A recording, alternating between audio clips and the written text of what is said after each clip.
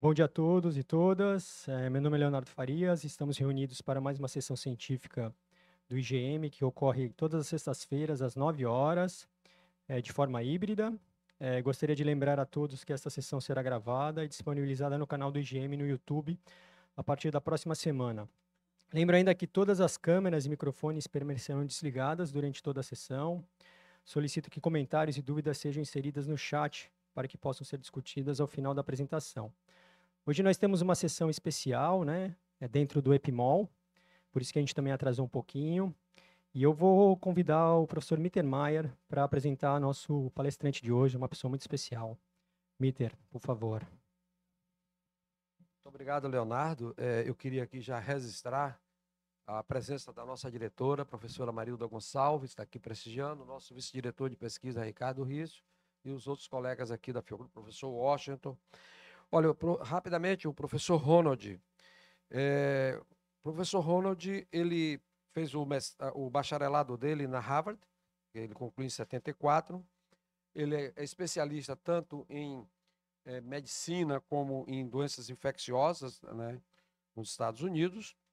O professor Ronald fez também um mestrado em epidemiologia genética, né? E o interesse dele, vocês já perceberam. O Dr. Ronald, acho que ficou tão fascinado com o cistosoma mansoni, né, que ficou acasalado por tanto tempo junto, né?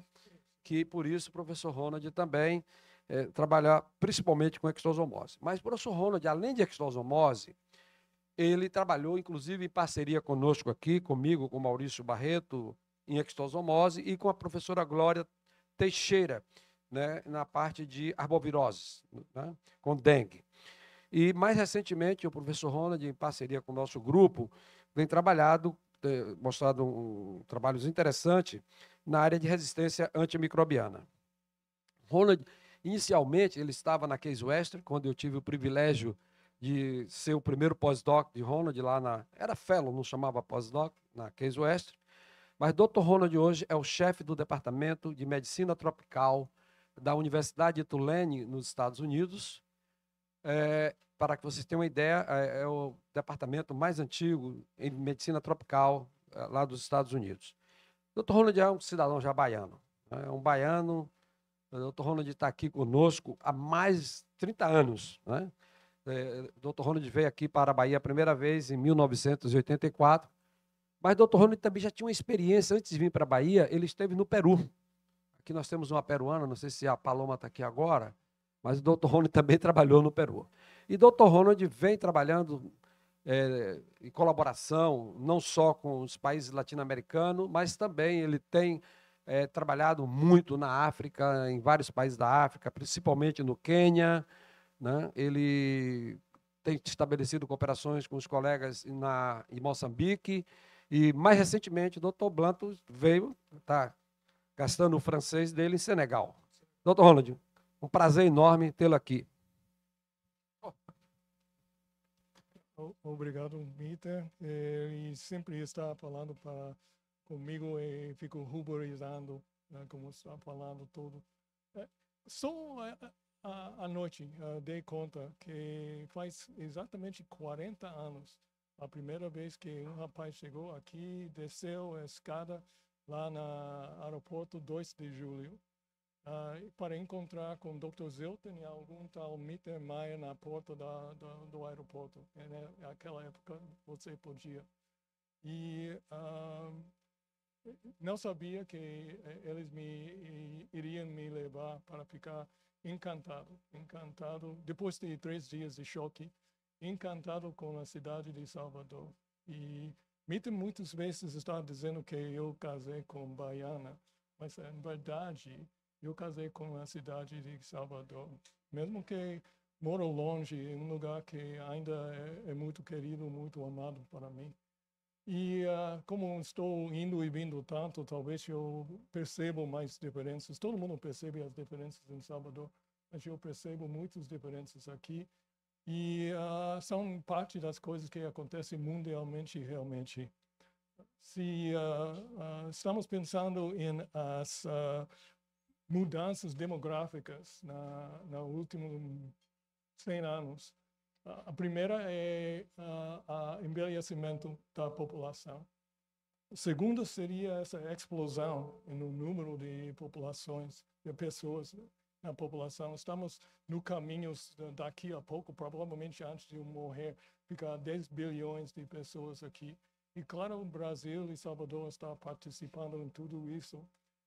Mas a outra característica demográfica que é importante anotar, não sei que é o problema, é a urbanização. Se estamos pensando nas 3 coisas mais importantes na população mundial, é isso.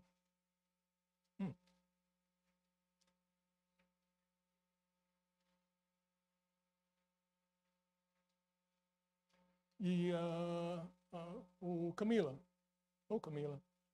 pode escrever na sua mão. 2007 é o ano que o mundo ficou mais urbano que rural. E é dizer que se você está interessado em doenças de humanos, onde estão os seres humanos? Está nas cidades. E vai ser necessário realmente pensar em a saúde urbana como saúde humana hoje em dia. E Salvador, o Brasil, está participando nessas mudanças também. Se pega Brasil, a Inglaterra mudou no século XIX, essa transição demográfica. Estados Unidos, mais ou menos no começo do século XX. E aqui no Brasil, nos anos 60, o Brasil virou mais urbano do que rural. E até hoje, o Brasil é 88% urbano, mais urbano do que os Estados Unidos. E Salvador vem participando em todo esse processo. Isso é aumento da população brasileira. Isso aqui, essa curva, é aumento na população de Salvador. Salvador, em 20 anos, aumentou 300%, de 1 milhão para 3 milhões de pessoas. Isso é um crescimento que qualquer sistema de infraestrutura tem problemas a lidar com isso acontecer. Isso até os anos, realmente, os anos 70, Salvador era mais ou menos pequeno, ao lado da Baía de Todos os Santos. E rapidinho, depois dos anos 60, vai crescendo até praticamente ocupar toda a península de Salvador. Isso é o meu charge mais querido. Olá, meu nome é Carlos. Prazer em conhecê-lo, meu nome é Salvador. Representa realmente o que pode todo mundo vem reconhecendo sobre a cidade, e não só aqui, mundialmente, é coisa que estamos anotando. E as consequências disso, claro, é um crescimento desordenado. Isso pode ser foto em qualquer parte do Brasil, mas é parte de Salvador. Salvador não é atrás de tudo, não está dizendo que está sem recursos e não está dizendo que não está tentando recuperar isso. Quando acho que começou o Bahia Azul, 2004, mais ou menos, era 40% da população que tinha saneamento adequado. E chegando hoje em dia, se pega aqui a população sem água, realmente é mais que 90% da cidade tem água encanada. Sem esgoto, 80% da cidade tem acesso ao esgoto. Ali vai. A coleta de lixo é melhor ainda. Mesmo assim, tem essas deficiências. Falta de água encanada e 20% de pessoas sem esgoto. E as consequências são para a doença que estou aqui para discutir são importantes. Por que estamos estudando a xistosoma urbana e por que em Salvador? Primeiro, Salvador não é, o xistosoma não é estranho para Salvador. 1908, todo mundo aqui sabe que Pirajá da Silva definiu em pacientes aqui que xistosoma mannsoni era diferente de xistosoma hematóbia. Isso é uma doença que está aqui há longas datas. Salvador, agora, quando eu comecei, era o terceiro, agora é o quarto. Brasília cresceu tanto que Salvador é a quarta maior cidade do Brasil. E xistosomiasis é uma doença de contaminação fecal com peixes humanos em águas superfícies, do superfície, com caramujo susceptível. Precisa tudo isso. Estamos procurando muito caramujos, coitado caramujos. Vamos sempre ter caramujos na cidade, mas se não tem cocô na água, não vai ter xistosoma, mesmo que tenha caramujo. E se não tem pessoas infectadas, não vamos ter xistosomiasis transmitido, mesmo que tenha cocô na água e mesmo que tenha caramujos.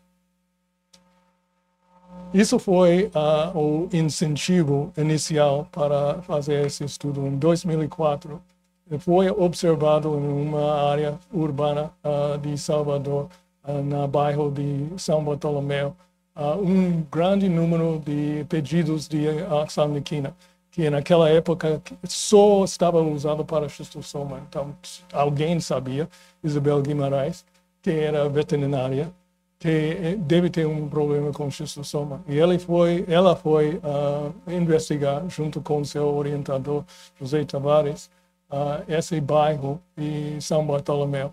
E encontrou com uns 80% das crianças examinadas escolares infectadas com xistosoma, alguns com hepatosplenomegalia.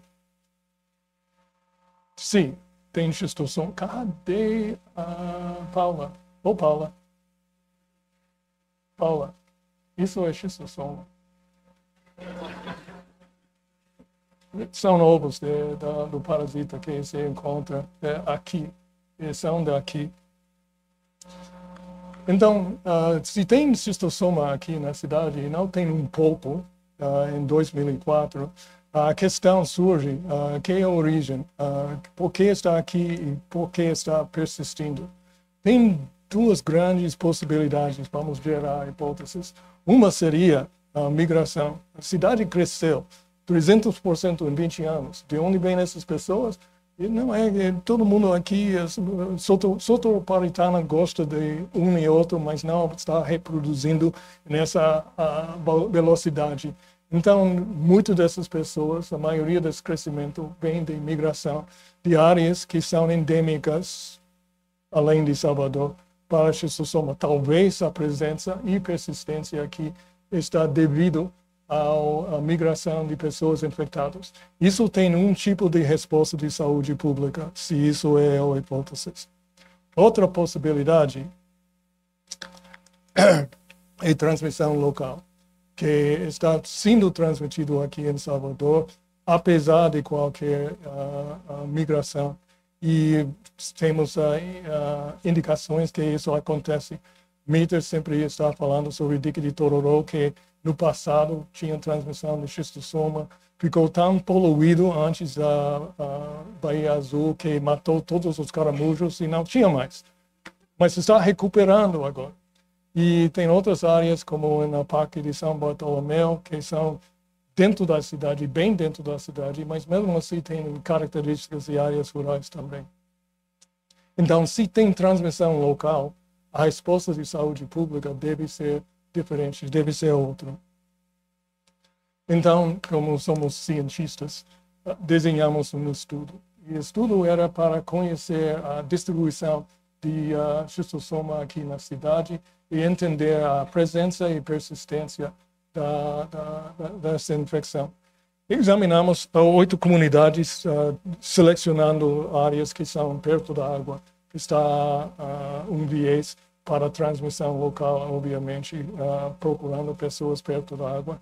Em 8 comunidades, fizemos uns pilotos primeiro, pegando, acho que mais ou menos 100 indivíduos, fazendo o CAT-CATS, neles um CAT-CATS. Uma vez fizemos o POC-CCA, 2 vezes, era realmente inútil. Vou cancelar isso, não era útil para nós. Mas o CAT-CATS. E estamos procurando, selecionamos comunidades com prevalência maior que 5%. Vou dar parte do resultado agora. O resultado é que nenhum bairro pobre de Salvador, não encontramos schistosoma.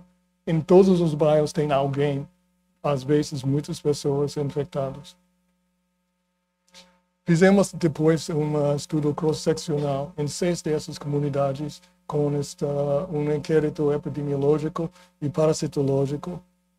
E finalmente, pegamos 3 cohorts para fazer estudos epidemiológicos, parasitológicos, medir a contaminação fecal em alguns das águas da superfície, peces humanos.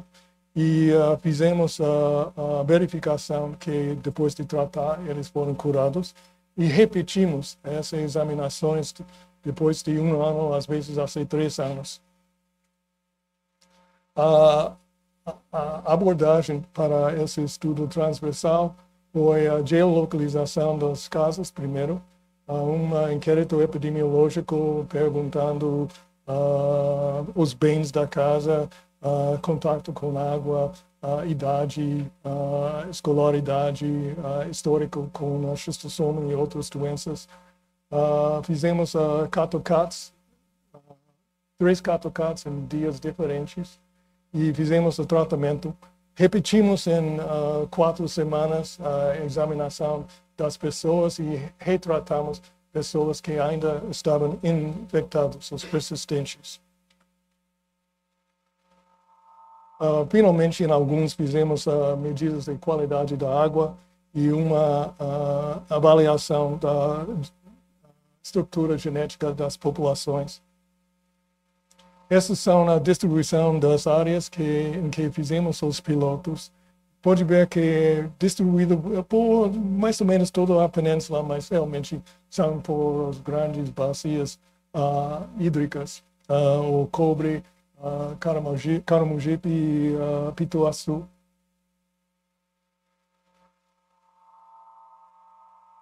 Essas foram as comunidades em que fizemos a examinação transversal, porque tinha maior número, supostamente, no piloto de casos. E aqui são as comunidades em que fizemos os cohorts, uma examinação, como reexaminar em vários anos. Uma coisa nessa é que não são todos ao mesmo tempo, ao mesmo ano. Se nota que começamos em 2011 e a terceira foi em 2024 em São Bartolomeu. E 2018 em Saramandaia, começamos 2019 em Pirajá. E essas são as características dessas comunidades em que fizemos um estudo transversal. Como em todo estudo de schistosoma no Brasil, no mínimo, tinha desculpa, não é schistosoma. Isso é o número de participantes e sempre tem um mais baixo número de homens fazendo os exames, sobretudo os jovens. Adolescente é terrível. Isso é a idade dessas populações. No começo eu achei que era um pouquinho velho. Essa comunidade embaixo de faixa é a mesma média que temos nos Estados Unidos. Os outros são um pouquinho menos, mas muito mais de Quênia, por exemplo. A idade média em Quênia é 19 anos. Aqui é mais ou menos uma população madura. O número de pessoas nativas, quer dizer, nascidas em Salvador, é mais de 70% por a maior parte. Saramandaia era um pouquinho menor que os outros, mas por a maior parte, 70% das pessoas nascidas aqui, mais que 90% da vida foi passado aqui. Mesmo que você nasceu aqui, não necessariamente ficou. E também os imigrantes, queremos saber quanto tempo eles ficaram aqui. A média era mais ou menos 90% da sua vida, eles passaram em Salvador, menos que em Lagoa da Paixão. Que tinha viagem no ano anterior, fora de Salvador, o número era mais ou menos 20%, menos que era muito baixo, não sei porquê, em Lagoa da Paixão. E água encanada, todo mundo tem. Sanitário dentro da casa, todo mundo tem. Mas saneamento, esses sanitários não necessariamente faz conexão com a rede municipal. Muitos têm um tubo diretamente para os córregos que tem atrás da casa. Opa! Aqui. E a prevalência de xistosoma, isso era São Bartolomeu, que vou dizer que, num sentido, é um outlier. Nunca encontramos outra população com 20% de infecção entre os moradores. Por a maior parte, os que pegamos eram aqueles com 5% ou menos. E a intensidade é baixa. Nenhum desses vão considerar até média intensidade. Tudo a média é baixa. Podemos encontrar indivíduos com 4.000 ovos por grama de fezes, mas não era comum. Um número alto seria definimos, nós sabemos realmente se é necessariamente esse número, mas usamos 400 ovos por grama de fezes. Aqui o que tem é a prevalência por idade, que eu acho importante e uma coisa que está diferente quando está pegando xistosoma urbana. O que encontra é o pico de prevalência entre pessoas entre 19 e 29 anos de idade.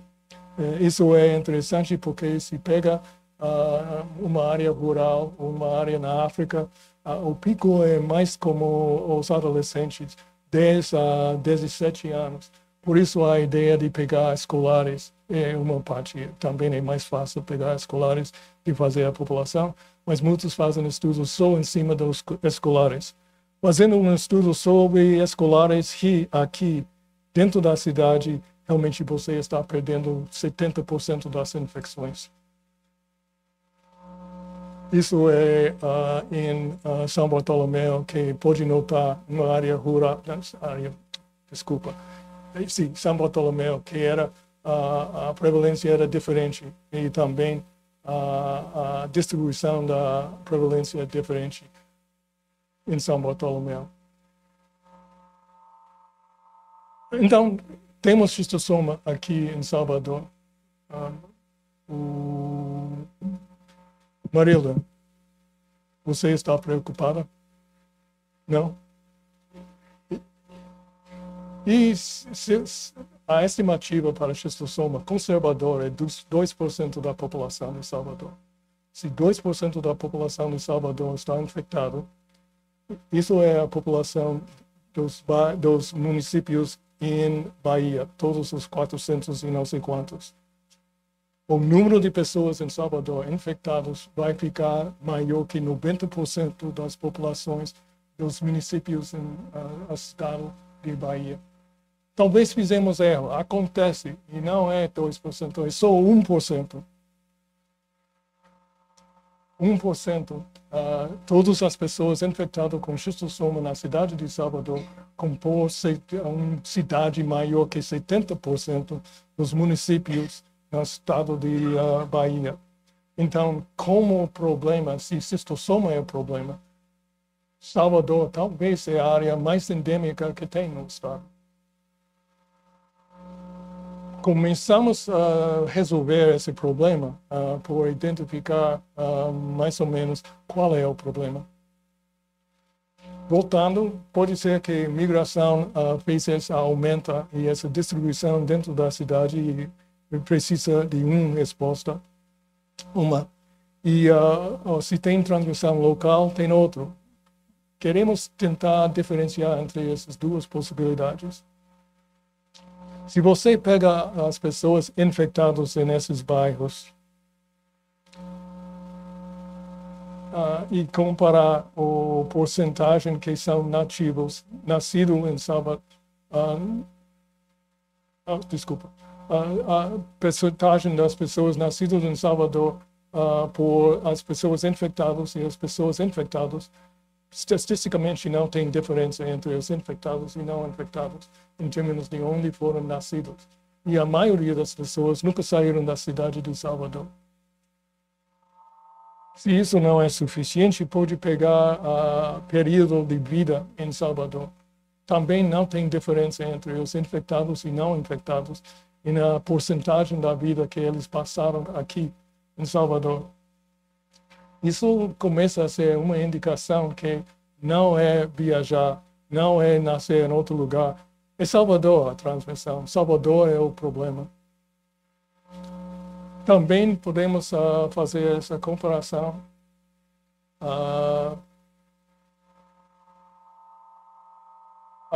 Se resumir essa comparação, 84% sobretudo foram nascidos em Salvador, 91% da vida da residência em Salvador. Se pegarmos uma área rural, 93% nessa comunidade de Genipapo e Volta do Rio. É muito parecido, mas não tem uma viés para pessoas nascidas em outros lugares ou pessoas que passaram tempo em outro lugar que não seja Salvador. Então, a porcentagem dos infectados é mais ou menos equivalente à porcentagem dos infectados entre imigrantes. Oh, this is unhappy.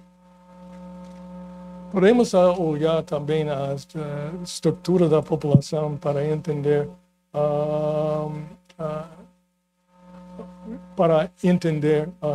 essa transmissão.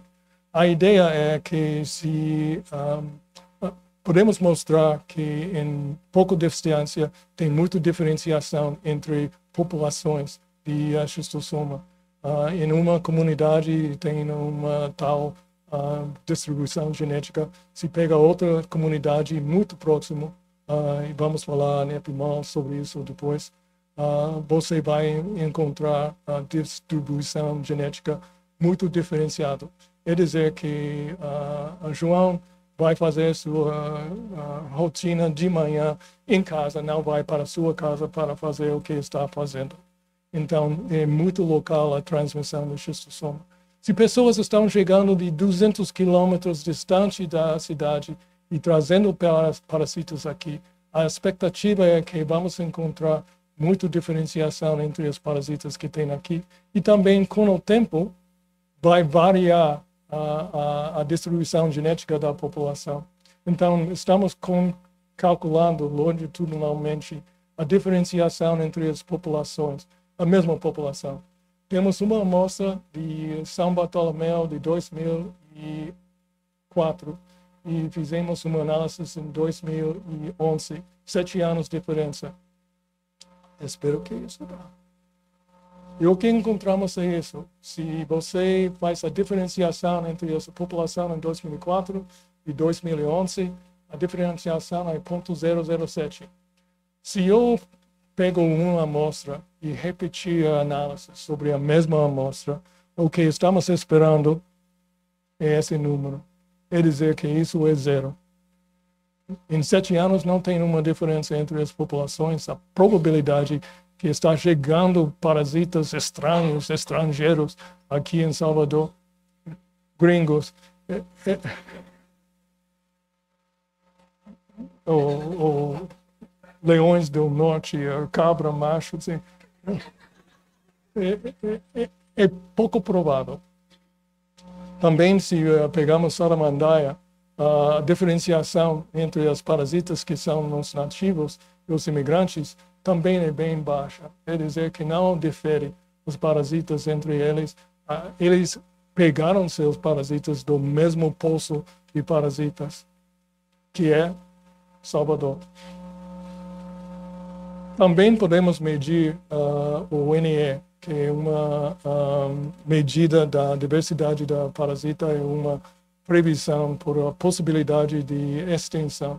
Com um NE muito baixo, tem uma deriva grande e muitas populações vão colapsar sozinhas. Ou, no mínimo, podemos ver se temos um impacto na população, se podemos mudar essa diversidade.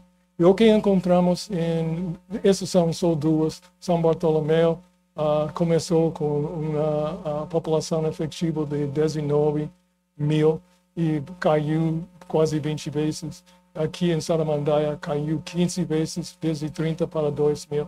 Em Pirajá não fizemos ainda, Camila, medidas de follow-up para o tamanho da população. efetivo. Quer dizer que realmente, por tratamentos repetidos, podemos fazer um grande impacto sobre a estrutura genética da população. Então, o que você precisa para a transmissão local? Você precisa de água, Salvador tem. Precisa de caramujos, tudo isso são caramujos no Parque de São Bartolomeu, Salvador tem. Precisa de pessoas infectadas, Paula. Salvador tem. Saneamento precário, Salvador tem. Então, o problema não é isso. Não é os retirantes chegando a Salvador para distribuir seus parasitas na cidade. O problema é isso, que realmente a infraestrutura não é suficiente para lidar com essas pessoas infectadas e esta transmissão local é mais importante. Então, que vamos fazer? Uma coisa que podemos fazer e fizemos era o tratamento das pessoas infectadas. Isso tem um efeito. Já vimos no NE, em alguns dos bairros. Isso é só olhando os bairros em que temos cohorts e pegando a prevalência que aconteceu desde o começo, o baseline, para o mais recente. E está sempre caindo.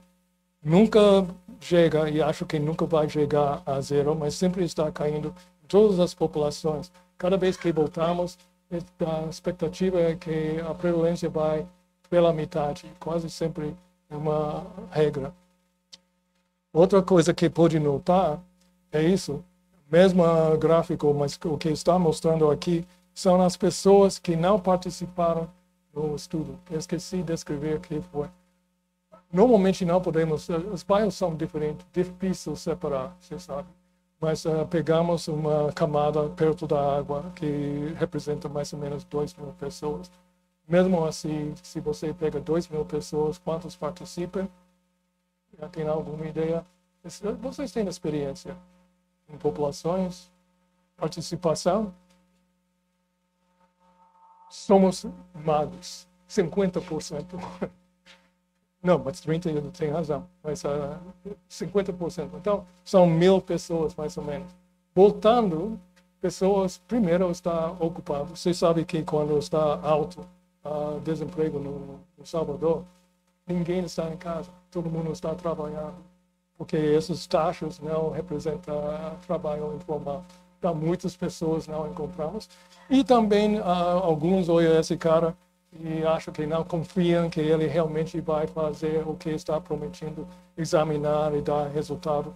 E nos anos seguintes, eles têm mais confiança e tem pessoas que entraram no estudo depois. E essas são as pessoas que entraram depois.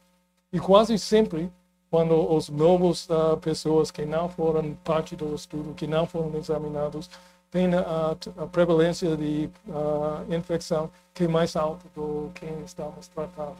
Quer dizer que temos um impacto nessas pessoas sobre, para eles, no mínimo, a transmissão.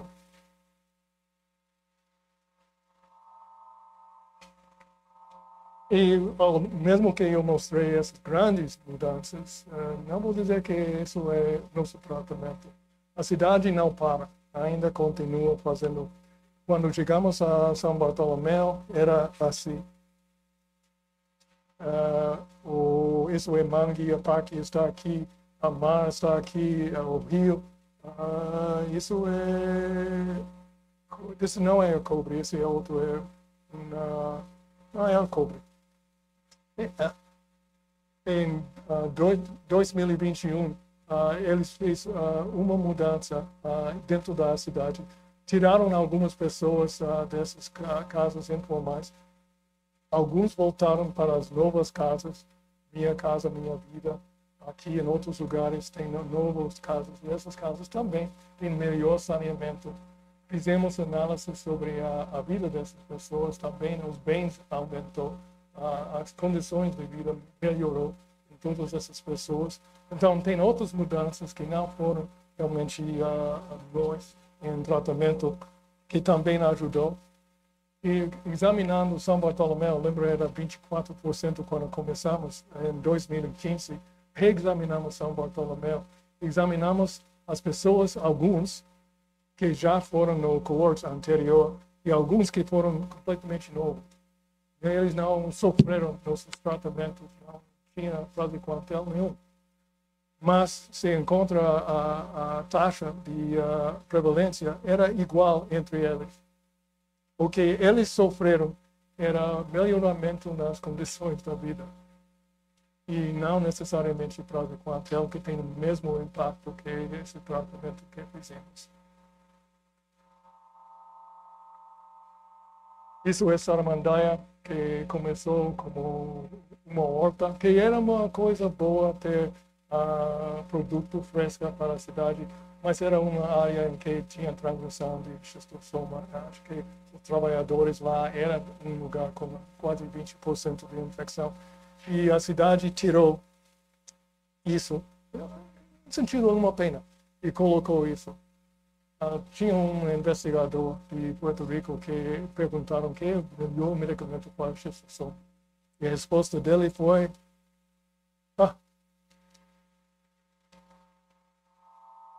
concrete. Que, infelizmente, às vezes, a maneira de resolver isso é fazer mudanças na estrutura em que as pessoas estão vivendo. Isso é Saramandaia. No começo era todas essas hortas. A Saramandaia, em 2019, tiraram as hortas e está entrando mais casas. Aqui, Saramandaia, de novo, tiraram as casas, tiraram as hortas, mais casas, e finalmente fez a praça.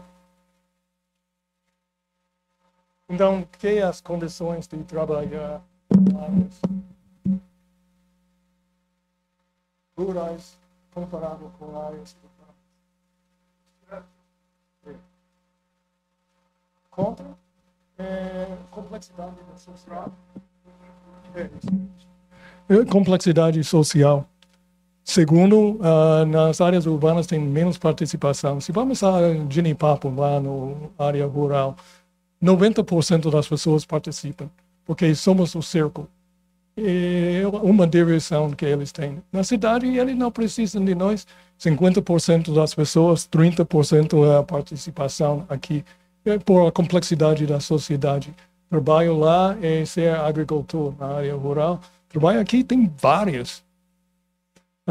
Tem a distração do investigador. Telefone não toca em Genipapo. Não chega. E realmente não tem outras distrações. Aqui tem sempre algo, outra coisa que é preciso fazer, levar o menino para não sei onde. E, finalmente, violência urbana. Fizemos esses estudos, mas por pouco, às vezes, porque às vezes não podia entrar na comunidade.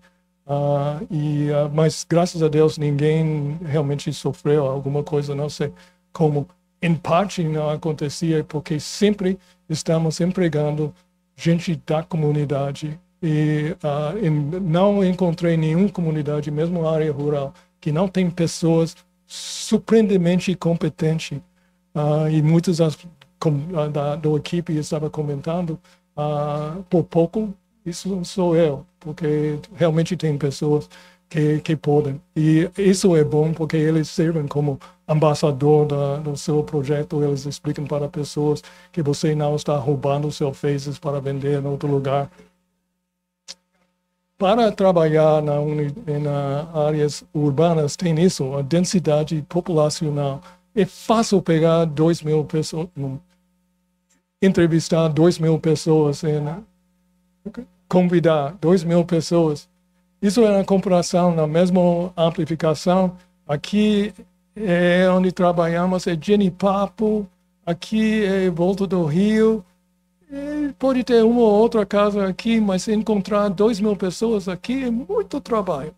Isso é a mesma área em Salvador? Em qualquer lugar você pode.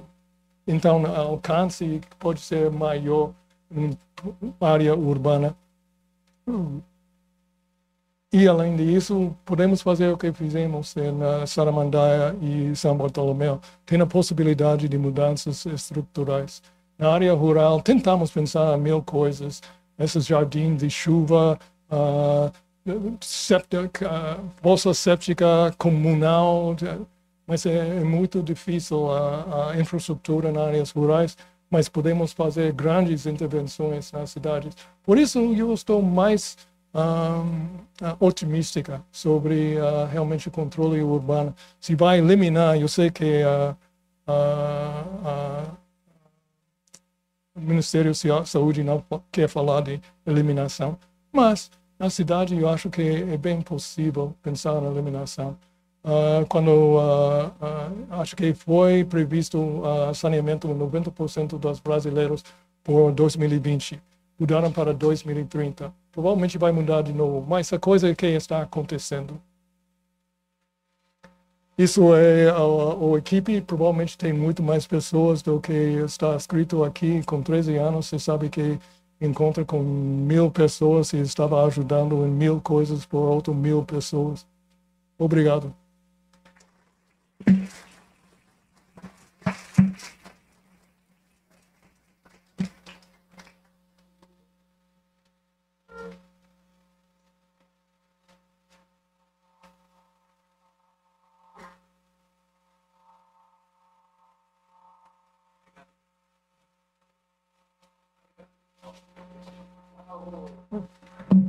Obrigado, Ronald, pela excelente palestra. Muito bom ver assim, um compilado de todos os dados. E a gente pode alternar entre perguntas aqui do auditório e do chat. Vamos começar pelo auditório. Professor Washington. Ronald, um excelente trabalho. Gostei muito. Tinha feito uma pergunta sobre isso ao Mittermeier um dia desse na sala de aula. Tem uma característica que eu acho bem interessante, porque tem extosomose em Salvador. Eu acho que uma das coisas que tem é o tratamento em massa e a outra, as modificações urbanas. Mas desde a década de 70, parece ter um declínio no número de casos de glomerulonefrite, membrana proliferativa associada à extosomose. Isso foi uma coisa muito clara. Diminuiu drasticamente o número de casos e agora a gente não vê praticamente esses casos. Você atribuiria isso a essas medidas? Será que a taxa de infecção, mesmo naquelas pessoas que se infectam, é menor nessas pessoas que estão infectadas em Salvador? Por que a gente não encontra mais assim essas ela está associada a formas hepatosplênicas. Eu não sei quantos casos vocês têm de hepatite esplênica, nem qual é o comportamento disso. Mas na minha prática de estudo de biópsias renais, é muito raro a gente encontrar hoje em dia glomerulonefrite membrana proliferativa associada à extosomose aqui na Bahia. Eu tenho alguns relatos anedóticos de que no Triângulo Mineiro isso é mais frequente. Você podia comentar sobre isso? Sim, não sei. Ótimo, obrigado. Não, eu posso pensar que talvez é a diminuição da intensidade de infecção, mas realmente é uma coisa que eu estudei. Era Ernie Rocha que estava investigando isso quando eu cheguei, sim, mas nunca não estamos encontrando. As taxas de infecção caíram, né? Eu acho que o Mitter quer comentar e tem uma pergunta também. Basicamente é comentar. Realmente, os dados que o professor Ernie Rocha tinha com Martinelli eram de pacientes internados no Hospital das Clínicas. A maioria. Esses pacientes vinham do interior. Pra vocês terem uma ideia, o professor Prata vinha às vezes com uma van cheia de pessoas lá de Catinga do Moura e colocava dentro do Hospital das Clínicas. A grande maioria, eu acho, era basicamente pessoas que vinham de áreas endêmicas, com cargas parasitárias elevadas. Aqui a carga parasitária, como o Ronald mostrou, ela é de média para baixo. Mas, recentemente, em São Bartolomeu, o Ronald não apresentou esses dados ainda, nós estamos consolidando esses dados. Na terceira corte, em São Bartolomeu, pasmem, nós encontramos alguns indivíduos com 1000 ovos por grama de fezes. 1000 ovos por grama de fezes. Então, significa... Aí, Ronald, talvez, a ideia nossa, talvez, possa fazer o seguinte. Nós estamos também, eu quero aproveitar para informar, fazendo a ultrassonografia. Nós estamos indo lá, é um aluno de doutorado nosso, Pedro, com a professora Rosa Brim, eles vão nessas comunidades, nos indivíduos positivos, e estamos fazendo ultrassom. Alguns aspectos do ultrassom, tem um ou outro caso que lembra um aspecto que a gente vê compatível com uma forma hepatosplênica, mas ainda não confirmamos isso. Então, eu tenho a impressão que talvez, Washington, a gente possa... A gente fez, inclusive, os exames em parceria com a Escola de Farmácia, estamos fazendo os exames, e vamos ver se alguns deles têm alguma alteração, né, que seja compatível com uma alteração, lá, com uma albuminúria, que possa indicar que esse paciente tenha algum comprometimento renal. Aí sim, talvez, explorar um pouquinho mais essa situação. Mas o preocupante é isso, é que está expandindo. Ontem mesmo mostramos aqui, expandindo as áreas que tem caramujo em Salvador. A cada hora o CCZ tem feito isso, aumentando áreas, coleções hídricas abertas ou fechadas, que tem caramujo e com risco. E na hora que deixar de examinar e tratar, você imagina, se essas pessoas que nós examinamos em 2011, de São Bartolomeu, examinamos em 2000 e se ficassem lá sem exame, sem tratamento, eles estariam com forma hepatosplênica no momento. Perfeito, acho que tem o Liz, depois a Cláudia, e eu vou para o chat depois. Não tem uma influência também da melhoria das condições de vida, porque essas pessoas, de repente, estão tendo uma proteção melhor, né, em relação à pobreza, índices de pobreza, e talvez esses mais recentes não tenham tido tanta proteção. Esse é um assunto que eu fico sempre bastante curiosa, porque como ciclista, né, andando pelas coleções de água da Bahia, eu sempre me lembro de você me falando, onde pegar a concha tem caramujo, então eu não entro na água, todo mundo entra lá, Teolis, você não vai entrar. Exatamente. Então, cuidado. Se forem daqui até a Praia do Forte, entrar em coleções hídricas, 40 dias de passarinho, Até Lagoas. até Manaus. Bom, registrar também que vamos, a Cláudia, antes só registrar várias pessoas dando os parabéns, Ronalds, no chat, o professor Manuel Barral, dizendo que é sempre bom tê-lo de volta, e Eugênia Granado, várias pessoas parabenizando pela excelente fala. Passo aqui para a Cláudia. Vice-diretora de ensino. Ronald merece, né? Ronald, obrigada pela palestra, foi muito bom. Eu fiquei me perguntando, quer dizer, é uma doença também da pobreza, né, que está ligada à urbanização, mas paralelamente a isso você tem outras doenças que devem também estar aparecendo nesses mesmos locais. Alguma ideia de co-infecções? Porque, por exemplo, as arboviroses que aumentam cada vez mais a incidência, se isso poderia ter algum efeito sobre as manifestações clínicas ou mesmo sobre a carga parasitária? Realmente uma boa pergunta, mas realmente o que temos é, claro, outros parasitoses que estamos pegando nas fezes e registramos acho que 2020 Covid, e acho que não analisamos uma relação entre pessoas que padeceram foram internados com Covid e Schistossoma. Acho que essa comparação não foi feita. Sabemos que a mudança imunológica e nas pessoas infectadas com outros parasitoses, eles mudam para o TH2, tipo de resposta que é contra o que realmente precisa para controle de viroses. Mas não me lembro realmente uma relação com dengue, no mínimo, não sei com Covid. Ótimo. Eu tenho uma pergunta, na verdade, sobre co-infecções, já que outra geomintíases nessa linha, assim, comentasse um pouco sobre, porque deve ter, obviamente, muito, e o impacto é muito maior, talvez, do que só xisto, né? Pensando um pouco, e depois o Luciano aqui, acho que tem uma pergunta. Sobre Outra geomintíases nessas coortes, porque o dado deve ser alto também, né? Interessante. A Schistossoma foi o mais alto, a prevalência.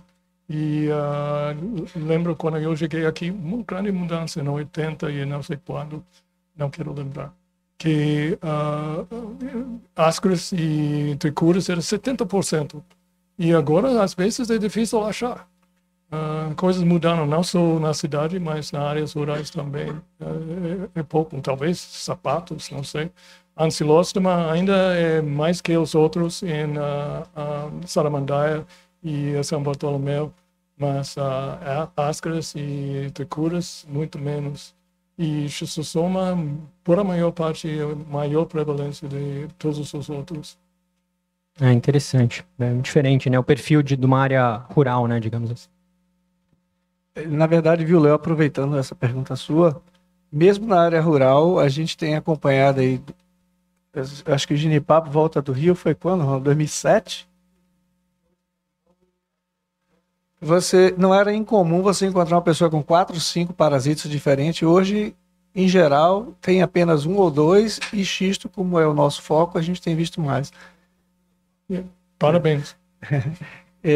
Não, é só um comentário que Ronald não pôde apresentar, mas outra evidência que a gente está mostrando da transmissão local é que a proximidade da coleção hídrica é um fator de risco importante. À medida que a pessoa se afasta daquela coleção hídrica, vai decaindo e em questão de 100, 200 metros já faz um impacto. E o outro dado que a gente está analisando também já para o artigo final é a questão do Minha Casa Minha Vida.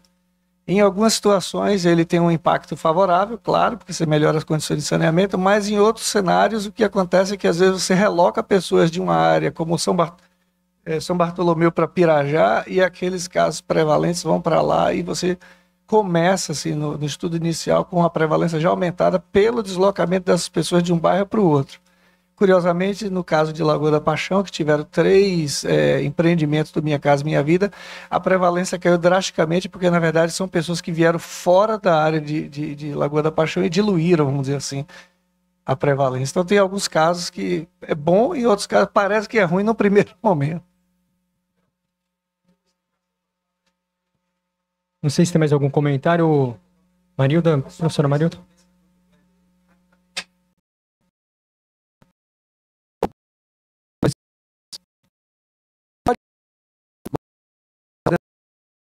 Os vereadores andam com os bolsos cheios de albendazol, porque é uma coisa que ele dá fácil.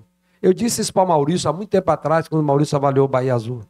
Mostrava que teve uma diminuição. Maurício, a gente tem que ver se essas pessoas não estão usando albendazol. Então, todo ano, as pessoas, né, eles vão lá. Você sai do posto de saúde, o médico, a única coisa que ele tem para prescrever é o albendazol que você pode pegar na farmácia. Então, pode olhar em todos os lugares, eu já vi isso. Então, com isso, você diminui, e é uma coisa benéfica, eu acho. Não, eu só...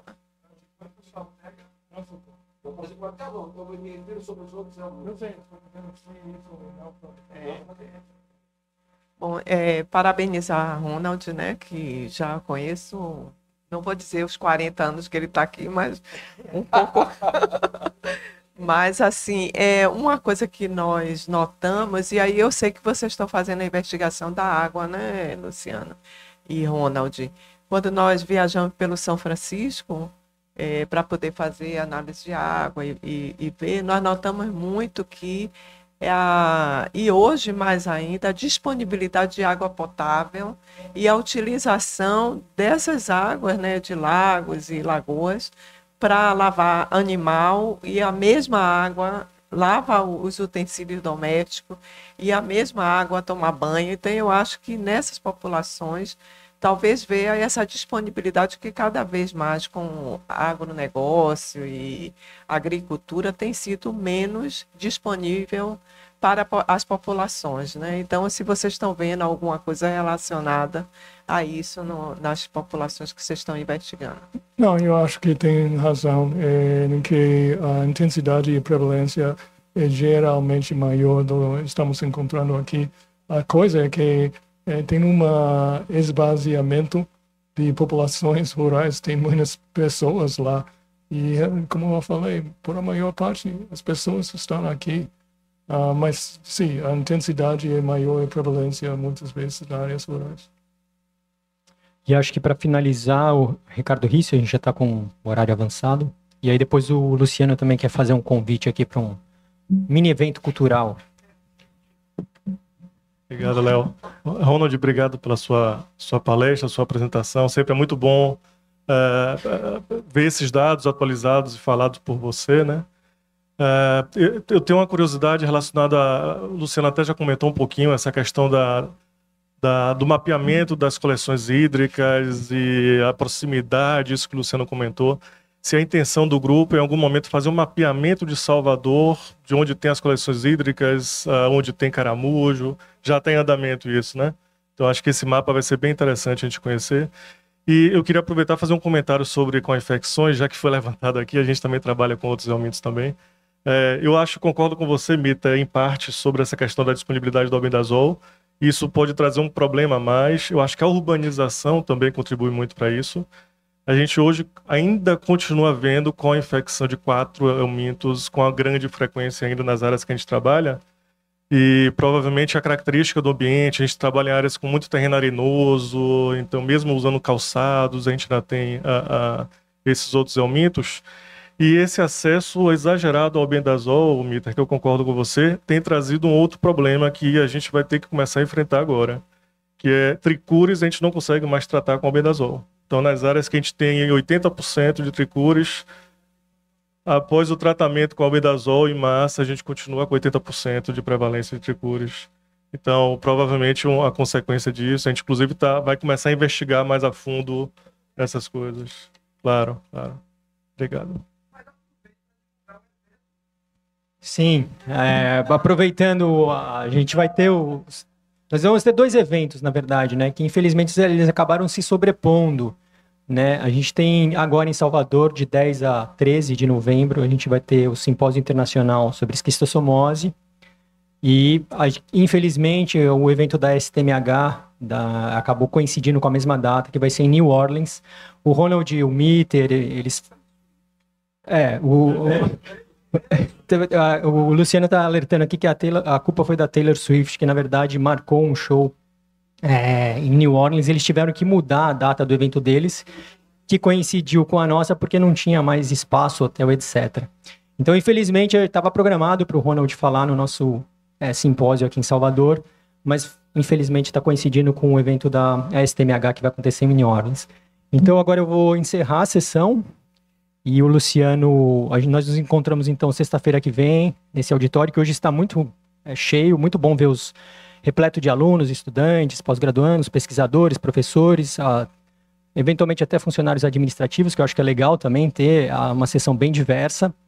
E é isso. Muito obrigado, pedi uma salva de palmas e o Luciano anuncia o próximo evento. Bem, a gente distribuiu para vocês aí... calma, a gente distribui para vocês aí a letra de uma singela homenagem à sessão de hoje, né? O Dário Moreira, por gentileza, nossa aluna Pimol e aluna aqui da casa também. Pronto, e professor do departamento e artista, né? Criou duas letras, né? Uma para extosomose, que é a que a gente vai tocar agora, vocês vão ensaiar para na sessão de cerimônia de encerramento a gente vir mais pronto, né? E tem uma outra de Chagas também que ficou muito bacana. Pode? Tá, pronto. Só uma rapidinho pra gente. Eu vou aceitar. Obrigado. Agradeço a gentileza, toda a equipe, a oportunidade e o nome do verso, né? Não, aí foi Ronald que falou de manhã, eu disse, não, eu vou bater esse nome aí só para poder constar, um título. Agradeço a impressão. Eu vou precisar de uma ajuda de vocês, que eu também ainda estou aprendendo a música, né? Acabei 3 horas da manhã. E os 2 últimos versos de cada estrofe, eu vou precisar de uma ajuda que vocês cantem comigo, porque eu repito, aí vocês já vão ter aprendido na primeira passagem, aí vocês cantam comigo, tá?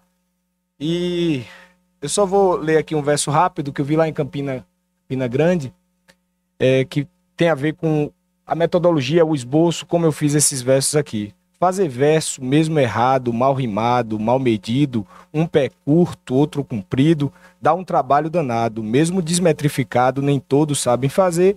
Quem possui esse poder, esse dom,